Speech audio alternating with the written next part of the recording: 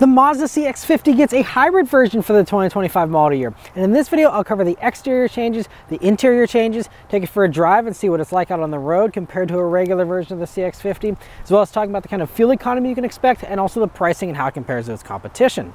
So as far as the styling here on the CX-50, well, most of it is the same, obviously, and this is just a hybrid version. This is not an all-new vehicle or anything. CX-50's been around for a couple of years, looks really good. And for the hybrid version here in particular, you do have a new front bumper, and that actually adds 0.3 inches of length to the vehicle. So it is technically slightly longer than a regular CX-50. You also have thicker cladding, they say, as well. And so all of this, I think, is designed to accommodate the fact that this vehicle has gotten some interesting changes under the skin. So it's actually been raised 35 millimeters in order to accommodate that hybrid powertrain underneath. And so depending on the trim, these actually are between 1 to 2 inches higher overall for their height compared to a regular CX-50. And they say that actually gives you a higher seating position inside too, which is interesting. But despite that extra lift, they claim it's the same ground clearance, but on the spec sheet, it actually turns out that they've lost about an inch of ground clearance or so going for this hybrid version. So be aware of that. You do get a tiny bit less ground clearance if that spec sheet is to be believed. Otherwise, coming down to the sides, you do have some unique wheels here. These are the 19-inch wheels because this is the top premium plus trim of this that we have. You also, of course, have hybrid badges here on the fenders and on the back to separate this as well for those who don't know their CX-50s super well to pick out that front bumper.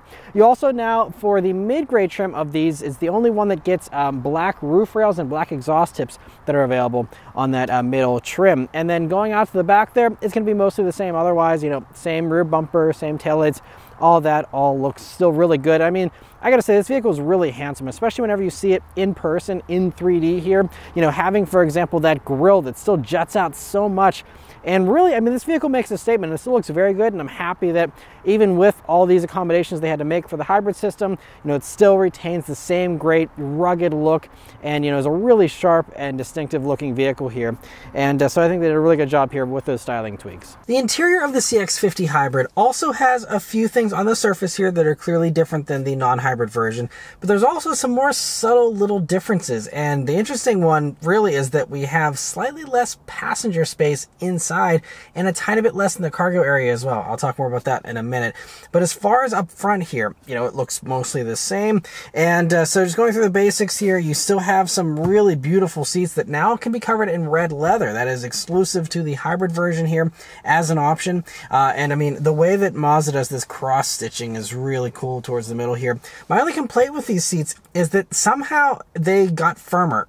And I don't know how, because whenever I reviewed a regular CX-50 a couple years ago, they were, comfortable seats, and now they are a little bit on the firm side, bordering on just like weird because they're just a little too firm. You sit down in this and it's like, whoa, like it's really stiff. Maybe it's going to take some time for these seats to break in, but I review new cars every single week with very little miles on all of them.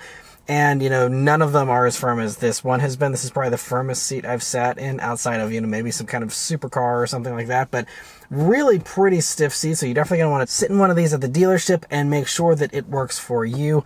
And yeah, just one interesting thing I wasn't expecting to say is different. I don't know if that's just a general 2025 change for the CX-50 or it's just for the hybrid or what. But otherwise, same great seats. They're heated and ventilated here in this top premium plus trim. They do come heated as standard even in a base version of this hybrid CX-50. Steering wheel is also a very nice wheel, the typical beautiful Mazda wheel that we have. Wonderfully simple with just a few buttons here on it, a nice 9-3 grip, little 10-2 notches here, and it's also a heated wheel here whenever you go for this top trim as well. Unfortunately, the only way to get that here is in this top trim, but great that you at least have it there in those. But it is worth noting some of the other competitors will offer a heated wheel in lower trims still too. But the other biggest change here that you will notice is this gauge cluster. So it still is the same Mazda cluster, same fonts, but you can see they've thrown out the tack and now have this power gauge similar to what you see in Toyotas, because the powertrain here is copy and paste out of a Toyota, really. And so, you'll see it'll obviously show you when it's charging, when it's doing the power, but it's a very wide band there, and it's, you know, just an interesting, different little setup there if you're used to other Mazdas. But we also have a basic head-up display. That is something that only comes here in this top trim once again, but nice to have that as well to help keep your eyes on the road. Coming over to the middle here, you still have this really nice screen, which now is touch enabled for CarPlay, but for all the usual Mazda menus, you still do have to use this controller wheel down here. Honestly though, these days I really don't mind the controller wheel. It still can be a little bit annoying to go through some stuff, but you know, most of it is pretty simple as far as Mazda's menus. The only weird complaint, and again, something new that I hadn't experienced in prior CX50s, was that pulling up Sirius XM radio and then going to try and just change the station, it took a long time to load the station list. I don't know if that's just a glitch or bug with this car or what. I've never experienced that kind of lag in any other Mazdas with this system, so not sure what that's about, but you can see it takes a long time to pull that up, and it's repeatable and consistent, so don't love that. Otherwise though, you know, wireless CarPlay worked flawlessly this week. You do have wireless Android Auto as well, and it's great you have that. It's also hooked up to this fantastic Bose 12-speaker center point stereo system here in these top two trims, and I love this system. It's really cool how there are no speakers in the lower part of the doors here. You just have little tweeters up by the A-pillar here, but then the actual drivers are in the footwell there, and a really cool way to give you really clean bass.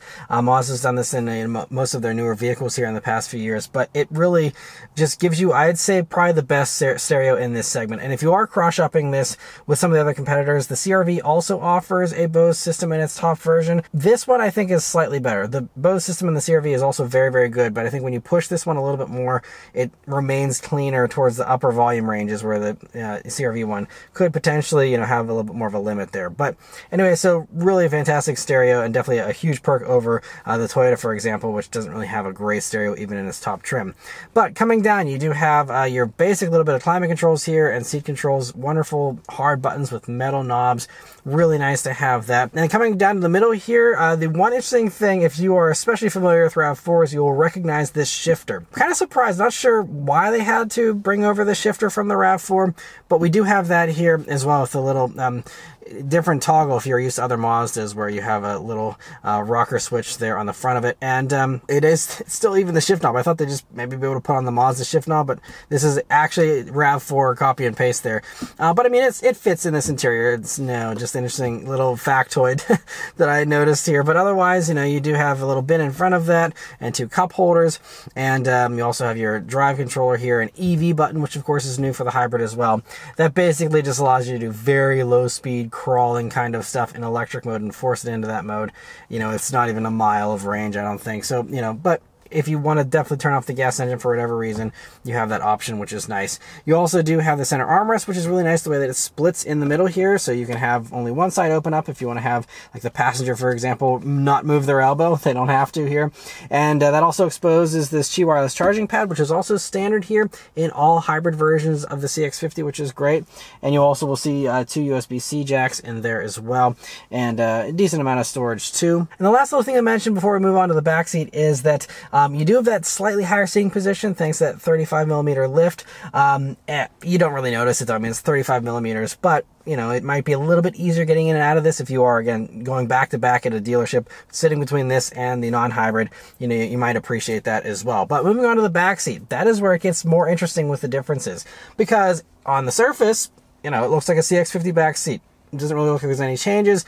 You know, it's, again, beautiful red leather. You do have, you know, air vents as you look forward there, as well as power outlets, a full down center armrest. There's also this beautiful panoramic roof here that you get on these top versions, including that middle premium trim as well. So it's not just this top one. So really great you have that, because a lot of other competitors, if they even offer a panoramic roof, always usually make you go up to a top trim in order to get it for the most part. So really great you have that. But the interesting thing is the passenger space. So, they didn't really talk a whole lot about this in the presentation, but if you look at the spec sheet, there is about 2 inches less rear legroom than what you get in a non-hybrid CX50. You also lose about 0.8 inches of headroom in the back there. And I think that's because you have the internals of a rear seat from a RAV4 Hybrid, which does have, you know, the battery pack under the rear seat there, and you can actually see the evidence of that there with that little cooling vent on the passenger side of the back seat there. That is a signature thing you see in all the RAV4 hybrids. And so I think they had to lift this seat up up a little bit as a result. So that's why you lose out on headroom. And I think the positioning of the rear seat as well, as far as how it is shifted, I think it actually has slightly had to move the base of it a little bit forward, or just, you know, is a little bit longer than you're used to in other CX50s. And I think that explains potentially the slight bit less rear legroom. And so in reality, in practice here, I'm 5'9", I'm sitting behind myself. I really only have, you know, maybe 2 inches of legroom to spare, and this does seem a little tighter than what I recall having in the regular CX50.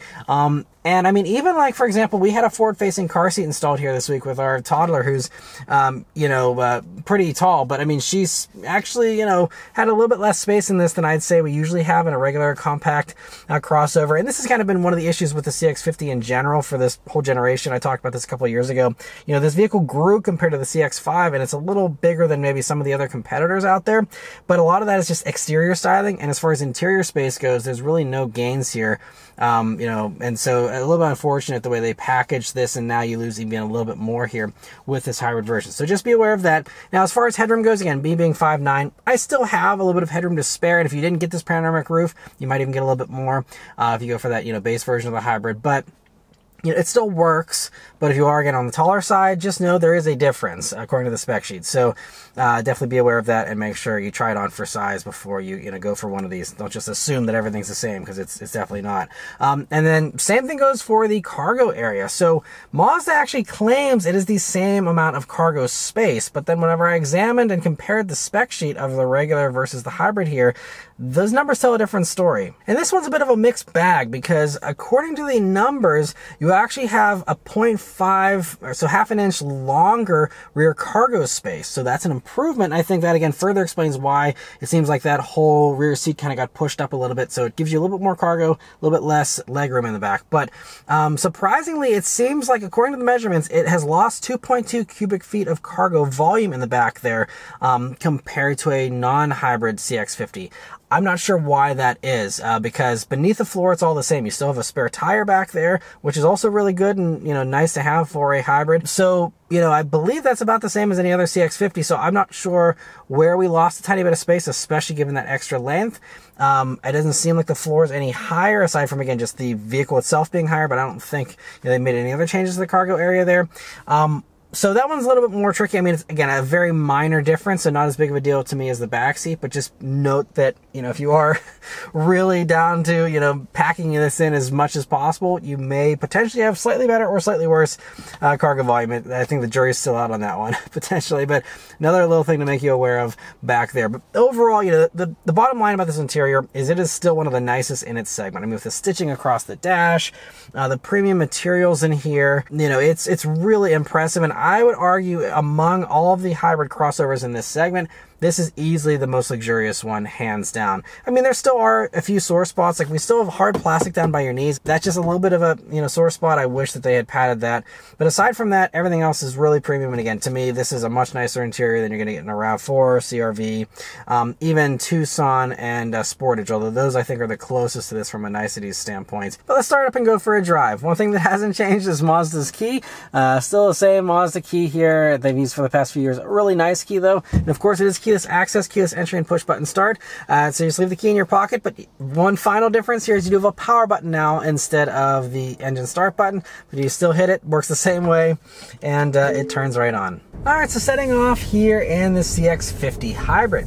So the first things you notice about this vehicle, well, the first thing you'll probably notice is the fact that, like most other hybrids, whenever you're starting off at low speeds, it doesn't usually kick on the gas engine. And the only reason why it's even running it right now, I think, is because I drained a little bit of the battery to film this interior. But, you know, a lot of your, you know, cruising around in parking lots is going to be done electrically. And of course, you have the little hybrid warning sound to alert pedestrians and all that, so that they can hear you coming if you are rolling around, you know, silently otherwise.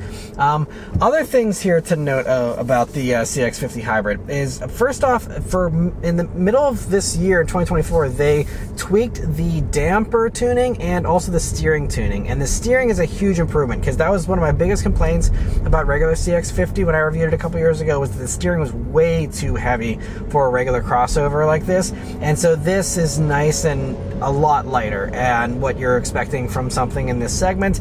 So if you were turned off by that, if you test drive a CX50 in the past, that has been fixed, I'm happy to report. And so that's great. Damper tuning, you know, I don't know, these were fine in my opinion previously. Now it does feel a little firm, and compared to a comparable RAV4 Hybrid or CR-V Hybrid, this does still feel a little bit tighter with the suspension, which is better in a handling environment, which I'll talk about in a little bit. But you know, from a cruising around standpoint, I have noticed the ride is a little firmer than I personally would like for something like this in this segment. Again, a casual family hauler, cruiser kind of thing. I mean, Mazda's always, you know, trying to be a little bit sportier and a little more connected to the driver. But, you know, they do some really good damper tuning in other models where you don't have really much of a compromise like there is a little bit of in this.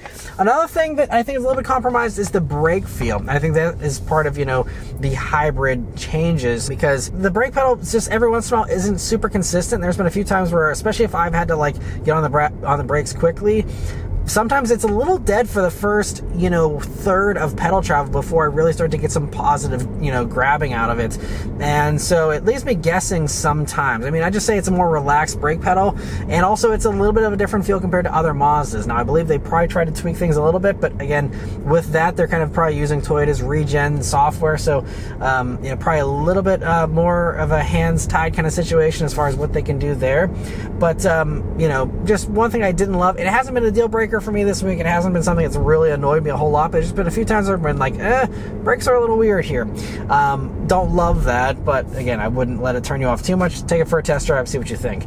Otherwise, throttle response is very good. One of the great things about this Toyota hybrid powertrain is that it is very responsive. It's paired up to this eCVT, which is also a big switch with all other Mazdas using a regular torque converter. But the perk of it is that there's no waiting around for any shifting. I mean, it is instant with giving you some forward momentum the second that you step on the gas there. But speaking of stepping on the gas, we're going to go ahead and put up into the power mode. Mazda also had to tweak their drive modes to suit the Toyota powertrain here. And so instead of a sport mode, we have power, which just prioritizes that electric discharge to give you extra punch. There's also now a trail mode, which just kind of ensures you have better traction, but it's not the same as the off-road mode that other Mazdas have, since there is no physical connection to the back end powertrain-wise, which I'll talk about in a minute here. But let's turn down onto this back road here and see how it accelerates. And here we go. There we go. Took it a split second, but then it goes really well. And so that's, you know, it sounds exactly like a RAV4 Hybrid. That's basically because under the skin, powertrain-wise, it is basically a RAV4 Hybrid. So this runs the 2.5-liter naturally aspirated Toyota 4-cylinder Atkinson cycle engine. It does the exact same 219 combined horsepower as a RAV4 Hybrid. It'll do probably a very similar, you know, mid-7 seconds 0 to 60 time. And so, yeah, it's the same exact setup we see in all the other modern Toyota hybrid systems currently. And that means that we have the gas engine, you know, providing most of the power. We do have 3 electric motors, 2 in the front and 1 in the rear for an E-axle, which gives you through the road all-wheel drive. And that is something that, you know, again, is all shared. That is, you know, one key difference compared to a lot of the other competitors. You know, there is still physical connection you see in like the Hyundai and the Kia, for example. But in this, it is, you know, you're going to have that E-axle there. And for people unfamiliar with Toyota's system, the way that works, it basically always makes sure that that battery is powered up and it is always going to give you traction in the rear when you need it. Now that means this is mostly a front-wheel drive vehicle. It really only uses that rear traction motor if, you know, it senses some slippage off, you know, when you're starting off, if you need that extra punch, or again, if that power mode is active and it's, you know, trying to help out a little bit more. It will always try and prioritize that rear, but, you know, it's again relying on the gas engine to top up the electrical power in order to keep that rear motor going there in the back. Now, the one big perk, though, of having that E-axle in the back is you get really good fuel economy, and that's kind of why they do that. It's a 40% increase in fuel economy compared to a regular CX50, and so that means that we get 38 MPG combined. You know, so really a nice improvement. I'll talk more about that in a few minutes. But coming up some corners here that I always take, let's see how the CX50 Hybrid handles. So we are also dealing with a weight penalty going for a hybrid version here. So that is the downside, is that these weigh now just barely over 4,000 pounds, at 4,008 pounds to be exact. And so that is a slight gain, you know, coming in about 93 pounds to be exact, heavier than the turbo version. Now, they did improve the weight distribution as a result of having that battery pack now under the rear seat there. We now have a 45-55 front rear weight distribution, and so you know, nice to give you some better handling. And I have noticed this week that, especially compared to the turbo version, this feels, I think it's also a combination of having this lighter steering now, but this definitely feels a little more lively with its handling, a little more eager to change direction. And I have just noticed, to me, a general improvement in the handling compared to a regular you know, CX50. And again, I think I've only tested the turbo version, so regular one might still be a little bit better as well. But you know, even with that weight gain, this still handles very well, still, you know, is very confident with its handling. And as far as the suspension goes, that is still the same as other CX50s. Now, they did change some key things, so there's like different subframes, and they had to change like the engine cradle area in the front, and also the rear diff. They had to, you know, open that up so that you have space for that E-axle in the back. So there are some like floor plan changes, and I think that's again why we see the difference in interior space here. So floor plan is different, but you know, it's subtle changes, and they still claim same type of noise and vibration harshness, you know, kind of management. So should be just as quiet in here as a regular CX50. Same kind of handling characteristics, but again, even like you still have McPherson's front struts here, and you also still have a torsion beam rear suspension. So, you know, and I mean, again, it's been a couple of years, but from my last time driving a CX50, this still feels mostly the same. And again, like, I think really the biggest thing you'll notice is the lighter steering, but that is shared with all versions of CX50 here for 2025. So you don't have to get the hybrid in order to get that improvement, but I think that's really, from behind the wheel, the most practical, noticeable thing you will see is it's a little bit easier to steer one of these than before. Now, the other interesting thing to note is one other compromise of going for the hybrid is that you have less towing capability. So regular CX50s used to be able to, well, they still do tow 2,000 pounds. If you go for the turbo, you get 3,500 pounds of tow capacity. In the hybrid here, it's just 1,500 pounds. So has gone down a little bit. Not sure how many people tow in these, but just worth noting, you know, you do have a little bit less capability than those other versions of the CX50. So as far as this eCVT goes here that you have in this, a little bit more about that. That is basically not a real transmission. It's just kind of this planetary gear set thing that they have in these Toyota powertrains here to basically give you, again, that instant response, and allows you to, you know, still do have like a manual mode if you want to have little stepped gears, but it's really just, you know, passing through that power, and it's not even a real CVT from a physical standpoint, but it gives you that very CVT-like feeling. And but again, it's always very responsive, always does a really good job, and I have no complaints with it. But you definitely want to test drive one of these if you're used to other Mazdas to make sure, you know, it's something you can get used to. But yes, the big perk though is that, you know, yes, you have those other little downgrades, but you do have much better fuel efficiency coming in. Again, 38 MPG combined, and that is 10 MPG better than a regular CX50, which is 28 combined. And also it's worth noting that compared to a regular CX50, you have more power in this. Those only do 187 horsepower. This does, again, 219, and even the turbo on regular gas, which is what this takes for the hybrid, is only 227 horsepower. Now, that does have a lot more torque, 310 pound-feet, and I will say the turbo still feels punchier than this, but, you know, this is definitely going to be a nice improvement over the regular version. Now, of course, there is a price premium to go up to the hybrid over the regular, you know, CX50, and I'll talk about that in a little bit. But in addition to, you know, better efficiency, you do get better power, though, which is, you know, great that you kind of get the best of both worlds there as far as that goes compared to that regular CX50. And as far as my observed fuel economy here during my few days of driving the CX50 Hybrid, I've been averaging 37.1 MPG. So I am hitting that highway figure. Now, I did do more city around town stuff than highway, so I was hoping to get closer to that 38 MPG combined, considering, you know, my driving was really favoring something closer to that 39 number of the city rating there.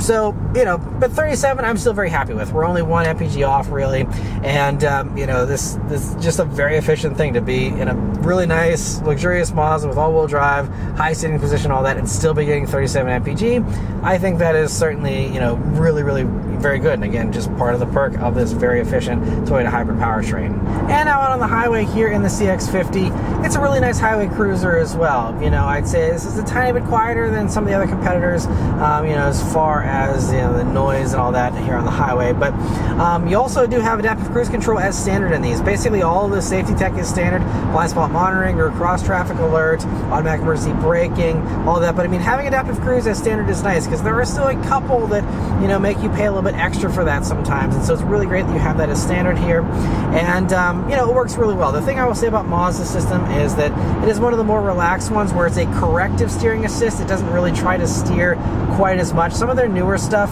does a little bit more of that with like the CX-90. Now those higher you know, models do a little bit more, but this is a little more basic of just, you know, giving you a strong nudge whenever you are kind of going off onto the shoulder or crossing a lane or something, but it more so prioritizes the driver's inputs.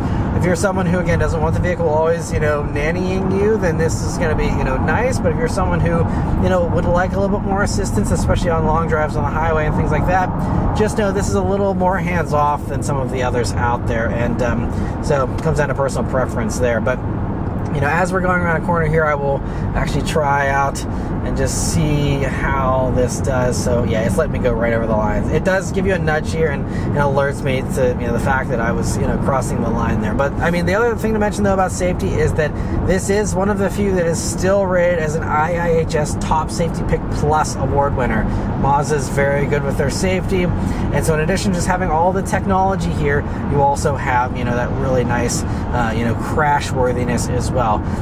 The only thing I will say though, which, you know, is more so convenient stuff, I'd say, than it is safety stuff technically, but as far as like the top thing, so a lot of the stuff in a top CX50 Turbo, like you have a 360 camera, you have like a forward alert for, you know, forward intersection assist, you know, all that, and you also in top versions of CX50 have a blind zone assist for steering, so if it sees you steering into someone in your blind zone, it can intervene.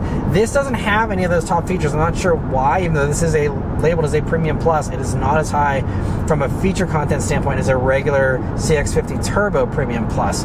And especially not having a 360 camera in a top hybrid is a little disappointing to me. Again, this vehicle is over $40,000. And that is one thing I have missed because I'm used to most of the other vehicles that I test these days having 360 cameras. Again, not really a safety thing. It's a very much a first world kind of complaint, but really nice to have that 360 camera when you're in tight spaces and all that. And the only thing about this is it doesn't feel quite as premium as the rest of the vehicle is the fact that you just have a basic backup camera and that's it. As far as visibility goes here in the CX50 Hybrid, again, that's all going to be the same as a regular CX50. Again, slightly higher seating position. I can't tell the difference, honestly, from my memory, but you do have a great, nice, thin A-pillar, mirrors off onto the door, so very easy to see around there. There's no obstructions really, and view out of the back is also pretty good, typical SUV fashion. As far as the battery goes, that is also the same as the Toyota, so that means you have a nickel metal hydride battery. It's a proven technology. It's kind of an old school battery technology they've used for a long time in Toyotas, but it's proven. It works great. It's, you know, exactly what you want for an application like this, and should be, you know, really good fit here in the CX50 Hybrid as well. One other little drive impression thing that I've noticed here in these is that every once in a while when I'm accelerating hard, going up a hill, I've noticed one is a little bit of front wheel bias, which again you have because you don't have that physical connection to the back, and the rear motor is, you know, on the weaker side. But I've also at some points noticed some interesting like vibration under acceleration. Again, I don't know if that is like potentially wheel spin that it's dealing with, or if there's something else going on there. But it's something I don't even notice in a RAV4 Hybrid, so I'm not sure what is going on there. But again, it's very minor and very subtle, but if you're looking for it and paying attention to it, it is one thing that I have ever so slightly noticed here. I'm guessing it maybe is just the fact that it's fighting for grip potentially. But anyway, the last thing to mention here though is the pricing and how it compares to the competition. So including destination, these start just over $35,000, $35,390 to be exact. And at that price point, it does start a little higher from a feature content standpoint compared to some of the others. There are some that undercut this. Even the RAV4 Hybrid itself does come in about $1,400 less than this, but like at that base RAV4, you get cloth seats. You don't get as many features as this versus like this. Even the base one has leatherette seats. You have a Qi wireless charging pad in the base one, heated seats, you know, some really nice features even in this base one because it starts at a preferred trim. There is no base select like you get on other CX50s. And so what that shakes out to is about a $2,300 price premium for the hybrid over, you know, regular preferred trim of the CX50 here. But again, it gives you a few more features as well compared to a regular preferred CX50. So, you know, even get like a power tailgate and a few other nice touches touches. And then you do go up to the mid-grade trim for around $38,000. That gives you, some of the other nicer features like the panoramic roof, the 12-speaker Bose system, as well as memory seats and real leather, and a few other little things. But that one comes in like just under 39. It's like 38,820. So that is, definitely going to be another nice one to consider. That is, kind of meets you in the middle there. And then this top trim again gives you the cooled seats, heated steering wheel, gives you the head-up display, a few other little additions as well, but those are the main ones there. And so this one, as tested, is $41,470, including destination there, and that is about $1,500 less than a turbo. So the turbo still is a little more expensive than this, so it does fit in between those two in the lineup, and very appropriate as far as how it is positioned. But it is worth noting, if you're someone who doesn't care about getting the fuel economy perks, you'd probably just be better off going for a turbo for $1,500 more. It gives you that extra punch, and again, in that top trim does give you some of that more nicer equipment there. So just one thing to mention there. Now, as far as how it compares to the competitors, though, like I said, it does actually compare pretty favorably to most of them. Again, giving you more standard stuff, and coming in very close to even the starting price of that RAV4 with the cloth seats, only being $1,400 less. So really, minor difference. The only thing I will say, talking about RAV4 is the main competitor, because same powertrain. So I think there's probably a lot of cross shopping maybe that'll happen between these two. And RAV4 will do 41 MPG as its peak number there in the city. So it is slightly better with the fuel economy. But the nice thing is also that the RAV4 offers like a heated wheel, for example, and just a simple little weather package that can be had on lower trims. You don't need to go up to the top trim. So if like that is a high priority, RAV4 is going to be better off there. Also, RAV4 does come in about $700 or $850 cheaper than this whenever we go to the top trims. Whenever you talk about a comparable RAV4, you can get like any premium package on top of even what's comparable to this, and that will give you like 4-door proximity key, with this only having on the CX50 here the proximity key sensors there on the front doors. So you have that. You have a few other little perks like heated rear seats and a camera rear view mirror, but those do come in about $44,000 if you do add on that premium package. But if you're someone who wants those things like the 360 camera that you can't get here sadly in the CX50 Hybrid, just know that Toyota does offer that there, but you do pay for it. Again, very, very close knit here. And I will say, RAV4 is pretty dated at this point. It's been around since the 2019 model year in its current form. And, this is definitely fresher, sharper, more luxurious, and so if powertrain is all equal to you, obviously with these two, personally, I would pay the slight premium for this over the RAV4 and have a vehicle that feels a little more premium, a little fresher, and is just, in my opinion, a little bit more impressive, again, while still getting that great fuel economy and having that very reliable Toyota powertrain. But when we look beyond the Mazda and the Toyota, I think actually the best value if you're looking for a hybrid crossover right now is the Kia Sportage. So Kia Sportage comes in under $34,000 for its starting price there, and does come in with very similar kind of equipment as this, very pretty close for, again, a slight discount. Fuel economy is very close. They actually do have a little bit more power. They do have a regular 6-speed automatic, so if you are someone who's a Mazda fan and wants a regular transmission, you do get a regular 6-speed auto in the Sportage, also in the Tucson, which I'll talk about in a second. But Sportage is really nice. I just recently reviewed the plug-in hybrid version, and it's really, really nice vehicle. You have double 12.3-inch screens in those now. You have the cooled seats. They're quilted in the top trims, and very, very nice vehicle. Obviously, again, styling is subjective and all that, but I think as far as the stuff you get, Sportage does come in a little bit better, and it also doesn't even crack 40 grand for a loaded one, versus again this coming in over $40,000 there. So I think Sportage is actually the best deal right now. If you're flexible and everything else, there's a little bit of savings to be had there. And then as far as like the Hyundai Tucson, which is mechanically identical really to the Sportage as far as powertrain and all that goes, Tucson is a little bit more expensive, and like that's I think about 35 as well, but that gives you like cloth seats at that 35 grand price point, so not really as compelling. And when you go up to the top trims, it's again about $1,000 more for a Tucson over this. New Tucson is also very nice. They got a redo here for 2025 as well, with big double 12.3-inch screens and all that too, and it's a really nice vehicle. But I think that this again still feels a little more upmarket. And again, in this case, it comes in a little bit less than that Tucson. And again, because of how similar it is powertrain wise, even though those changes are nice, I feel like, the Sportage at the end of the day is going to be the better buy. And again, you get the same kind of powertrain underneath. And Tucson also, it's worth noting, at those top trims drops you down to 35 MPG. So only a few MPG there, but there is, a downgrade in fuel economy compared to the 38 here in this, even with this one having these large wheels on it. And one of the top sellers in this segment, the CR-V Hybrid, those come in a lot more expensive, and that's, I think, the one where this really thoroughly beats it, basically in all the ways. Now, it is nice that you can get the CR-V Hybrid in front-wheel drive if you'd like. It's all-wheel drive only here for these, but as far as the CR-V Hybrid, I mean, they're like 36 grand even with front-wheel drive to start, 37 and a half with all-wheel drive. They have smaller screens, not as nice inside. Now, you do maybe have a little bit more space potentially, but it's still very, very close as far as that goes. And it's just, you are paying a premium there for that Honda, and you actually have less horsepower too with the Honda. So I'm not sure why there's really a premium there, because there's really nothing about the CR-V that gives it an edge. And at that, again, much higher price tag, even, towards the top, when you get to those top trims, you still come in fairly similar to this. It's a little closer than the starting price is, but still, it's just like, it's hard to justify the CR-V Hybrid. I mean, people like them. They do drive very well. It's the most electrified experience, with that really basically being a gas engine that runs electric motors to give you that propulsion. So it's going to be the one that feels most like an EV, and it's a really nice, responsive, driving experience in the CR-V Hybrid, and that's great.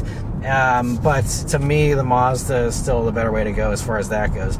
Another easy one to disqualify in my mind is the Ford Escape, the last real competitor to talk about here. The Ford Escape Hybrid, those, they do have like a bigger 13.2 inch touchscreen, but they've thrown out all the climate controls in order to shove all that in the screen instead.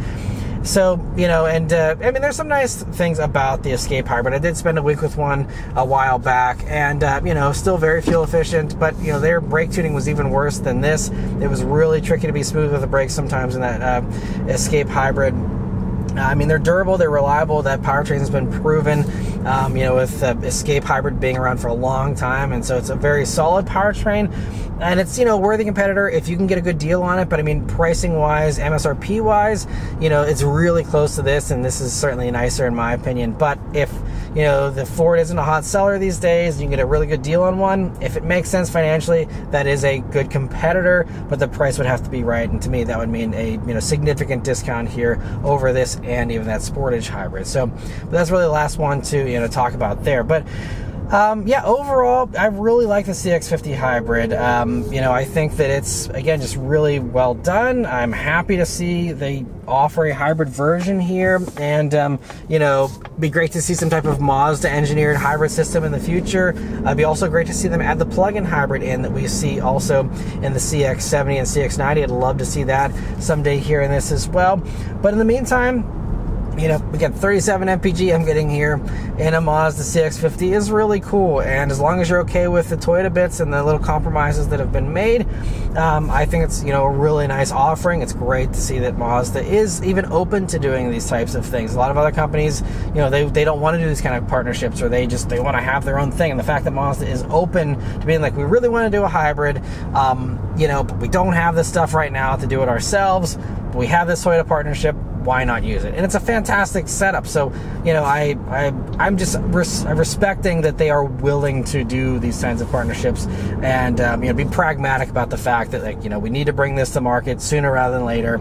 Let's capitalize on it now and do it quickly, but still do it very, very well. And so, yeah, overall, really like this vehicle. But anyway, let me know your thoughts on it in the comments below. Huge thanks to Mazda for providing me here with this vehicle to review for you guys today. If you are shopping for a CX-50 Hybrid as well, or any vehicle for that matter, you're definitely going to want to check out mattmotoring.com as well. You'll click on the new car quotes page, and there you'll be able to see dealer invoice pricing, as well as check out the inventory in your area and be connected to a local dealer who can get you in one of these to check one of these out in person, so you can see again how all the size differences, how the driving differences compared to you, and see if it works for you. So definitely check that out. There'll be a link in the description, as well as one in a pinned comment in this video as well. But anyway, thank you all once again very much for watching. Please leave a like and subscribe to keep these videos coming. I'll see you guys on the next one. Take care.